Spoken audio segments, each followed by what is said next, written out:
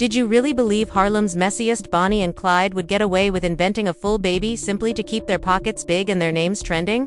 Oh, sit down and silence all notifications because what I'm about to unravel is so dirty, embarrassing, and disgustingly on brand for these two that even imagine waking up to leaked footage of Chrissy, the self-proclaimed ride-or-die queen. Even the pettiest sections of Twitter are unable to spin this scandal, saying "sweet baby" lies into a burner phone, while Cam'ron, Mr. Pink Mink himself, stands 3 steps back, orchestrating this wicked soap drama. Harlem's dollar store puppet master fake tears. Check fake doctor's papers, double-check secret cash drops behind cheap hotel doors. Baby checkmate, question yourself, how deep does this rabbit hole truly go? How many sponsorships, reunion deals, and false charity checks did these two cash in while the world celebrated for them? Pregnancy that never was, and the worst part, the receipts are leaking out one by one. And, believe me, by the time we're done today, you'll never look at Brace Up. This exposure might break the internet twice before lunch. So let's peel back the filthy layers of the circus. Trust me, the so-called power couple of Harlem didn't suddenly slip up overnight. No, this nasty masterpiece was years in the making, masked by reality.show tears, manufactured engagement rings and Instagram remarks, so false they could catfish a ghost. Let's rewind the tape back to the glorious era when Chrissy Lampkin declared herself the First Lady of Harlem, while Cam'ron strutted around like a pink four-or don-don. Jim Jones, bless his devoted stupid heart, thought he possessed Harlem's last, unbroken brotherhood, but beneath all that Dipset nostalgia were snake pits, hush money, and a false baby tummy that would have been Mona Scott Young wonders if this was too scandalous for cable TV. People think the rot began in 2017 when VH1's reunion specials became stale. Ratings. Chrissy knew her cry-on-cue abilities were losing value fast. Cam knew his solo buzz was locked in 2005 nostalgia and half-baked show flyers. But what's to hustlers with dusty limelight to do easy craft a fresh mess enter the false baby plot. Insiders. By insiders, I mean Chrissy's former nail tech, who couldn't keep her mouth shut, swear the first pregnancy whisper struck Cam's ears one shady brunch at Harlem Tavern. Chrissy leaned over her champagne and tapped Cam's eyesight watch and hissed, "What if the world thinks I'm pregnant again?" Cam didn't even flinch as he pulled out his second phone, not the public one, the burner, and mumbled, "If you sell it right, we all eat good." From that brunch on, baby. Chrissy refollowed previous corporate sponsors on Instagram and made amends with reality show producers who swore they'd never work with him again after that 2011 meltdown backstage. And Jim, poor stupid Jimmy, kept believing every "I love you, daddy" text she sent at 2 a.m. while surreptitiously negotiating hush payments for dubious ultrasound billing. Fast forward to spring 2022. A suspicious bump started.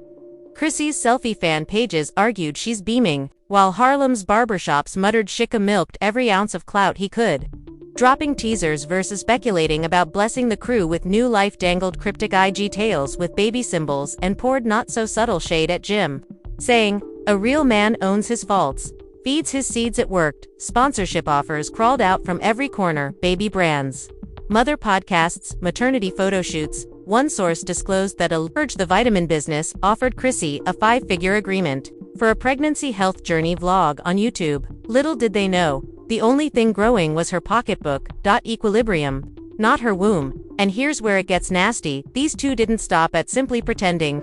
Nope, they made sure the lie looked solid.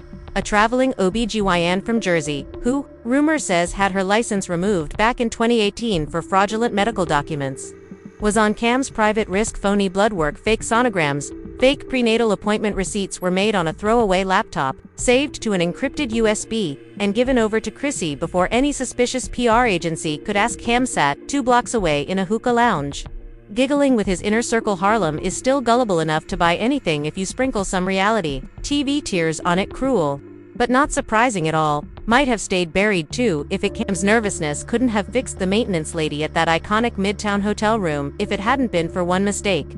A housekeeper who spotted a suspiciously flat pregnancy belly band dumped in the trash connects to 3 unopened prenatal pill bottles. She took a picture. She DM'd it to a Harlem gossip blogger, hungry for clicks. Boom, baby hoax outed within hours. Hashtag Chrissy fake bump trended.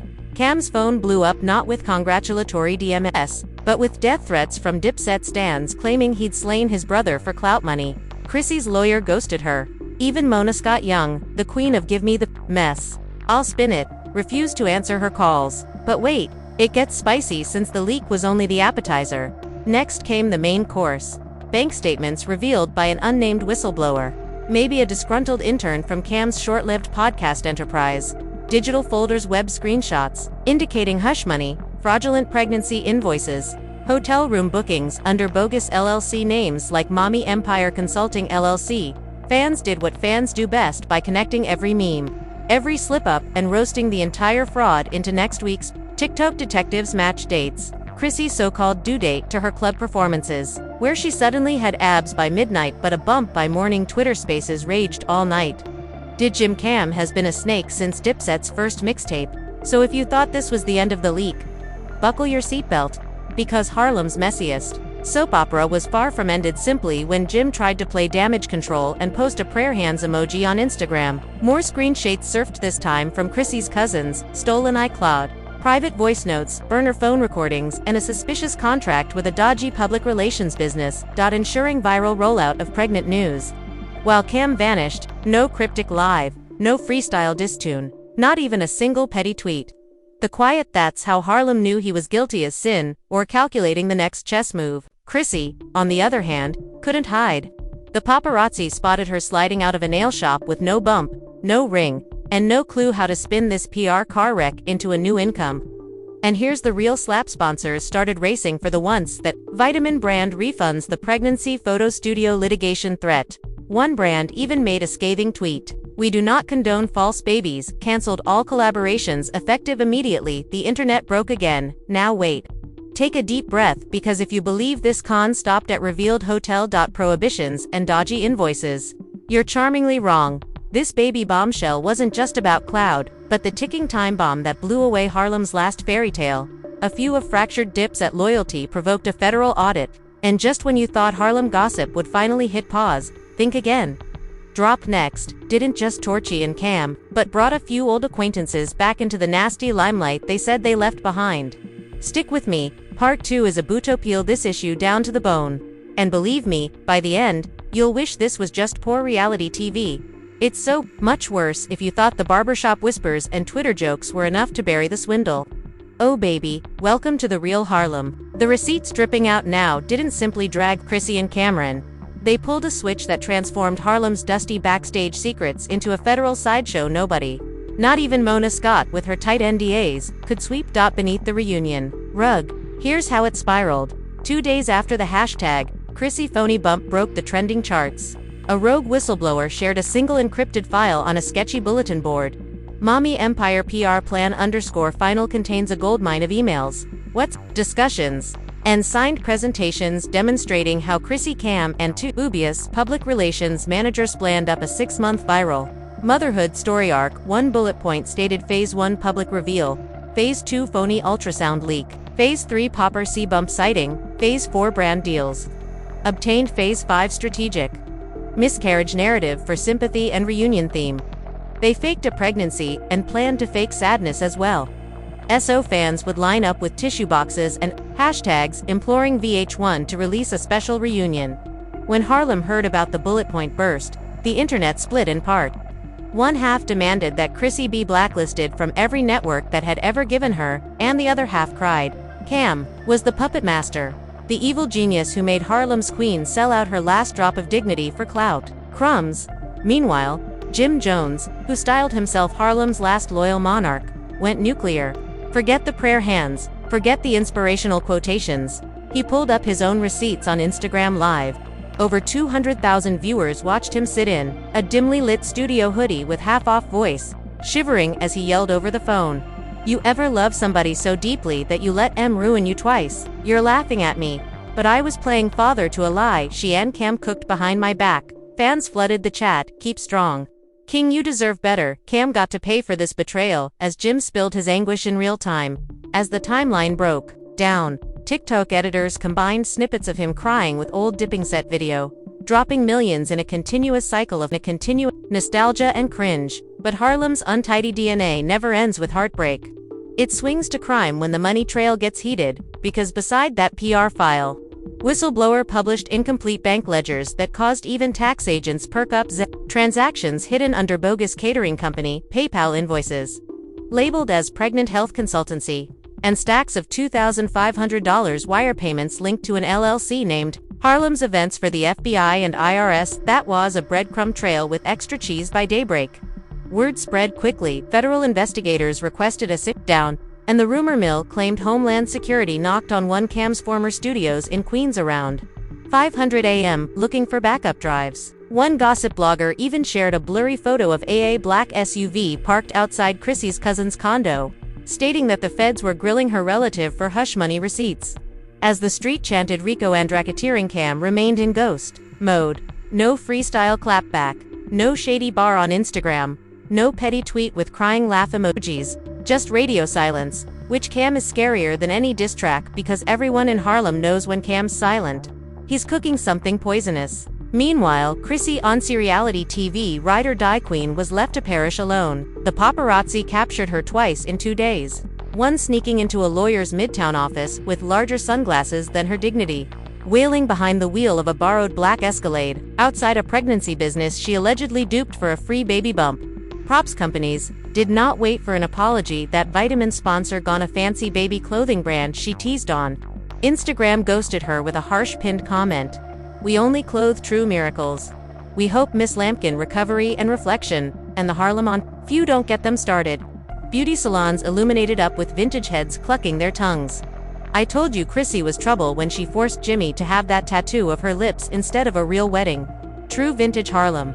But here's the twist you didn't see coming. Just as the PR crisis torched every area of Harlem, a new player walked out of anonymous Reddit leaks, alleged that this shadowy individual, a sleazy ex-manager named Reggie, was the one who tipped the intern to release it all. Reggie supposedly carried grudges the size of Harlem blocks and baby when he discovered Cam was cashing hush money on a bogus baby scheme while still owing him payment. Apparently, percentages. The man went full whistleblower. He sent the intern screenshots. He fed bloggers hush audio, and he even allegedly sold a voice memo to podcast for 4 figures with Cam shouting on the phone urge Chrissy to keep sobbing tears. Move product man, we earn more when they believe she unhappy. When that voice memo reached the timeline, collective jaws dropped from Harlem to Brooklyn, including Mona Scott Young. The famous ringmaster of TV Ratchet Circus reunions had to release a dry PR statement. Miss Lampkin is not contracted with any of our shows at this time. We have no comment on unverified allegations. Translation: Girl, you can't even twist this disaster back onto our reunion couch while the puppet master's receipts bounced from blog to blog.cam, lost to mid-tier booze endorsements overnight, and his name was surreptitiously removed from a supposed die pet.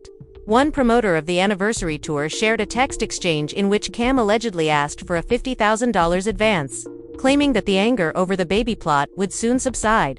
Unfortunately, it didn't, and the most vicious leak yet was a secret group chat screen capture that Reggie himself released to a YouTube blogger, displaying Cam, Chrissy, and a PR fixer were discussing which gossip blogs they'd pay off to kill any unfavorable headlines if the false baby story became too hot. Included a petty note to make sure Jim doesn't find out till the bad clears. Guess what? Not only did Jim find out, but the entire freaking planet did as well. Dipset's formerly unbreakable brotherhood looked like Harlem's rubbish dump, with shredded contracts, destroyed friendships, brand sponsorships, and federal screaming it wasn't just IG memes anymore. A reported federal tax probe now had both Cam and Chrissy sweating bullets about whether hush funds were correctly reported. And where was Jim in all of this? Still grieving, still heartbroken, Harlem's last loyal king hit the studio. Rumor goes a fresh disc, the album Faked and Betrayed, is set to arrive any day now. And a few sneaky excerpts have leaked on Twitter. Raw savage bars with no features, just Jim dragging Cam, Chrissy, and every false baby prop from Midtown to Miami. If you think this clown act ends with PR apologies and legal bills, think again. Puppet Master Whisper Network believes an even nastier twist is hidden in a lawyer's safe, with a final hush agreement signed by both Cam and Chrissy. Exactly how much bogus baby money was split behind Jim's back and how it was laundered through phony charity donations if that document reaches the blogs. Oh baby, not only will it burn Dipset's last legacy to dust, but it might bring a few big-name sponsors down with it. Homeland Security is already sniffing around, and the streets are salivating for the last receipts. Part 3. Yeah, it's coming. And it's the dagger Harlem has been needing, because when Hush file drops, Even the rats in the gutter will feel terrible. For Jim Jones, stay tuned, you don't want to blink now. Part 3 is where we torch every if you've made it this far without holding your imagined pearls. Brace yourself for the next chapter of this fictitious baby. Catastrophe doesn't simply slap a final nail in Dipset's dusty coffin. It pulls the entire Harlem rumor ecosystem through a tempest so Roblox's oldest OGs are dodging cameras. Remember that hush file? Yeah, the so-called smoking gun Reggie hinted at. The streets whispered for weeks that only 2 people held a copy. Reggie and a shady industry lawyer who once oversaw side transactions for Cam when his financial difficulties made headlines a decade ago. But Harlem forgot one thing. Secrets do not stay imprisoned when everyone's loyalty is on layaway a week. After Jim's sad live rant and 2 days after Edge's group chat leaked, the hush file hit the net. With no huge tabloid drop or podcast exclusive, just a single anonymous Google Drive link spammed in the comment sections of every post that so much as mentioned Chrissy Cam or phony babies within an hour.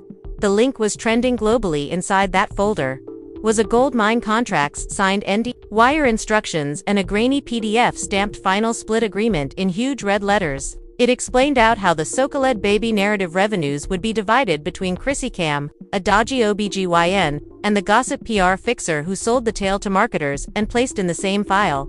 Side note, virtually burned through the screen. Jim not to be notified until the last possible second, once all sponsor payments passed.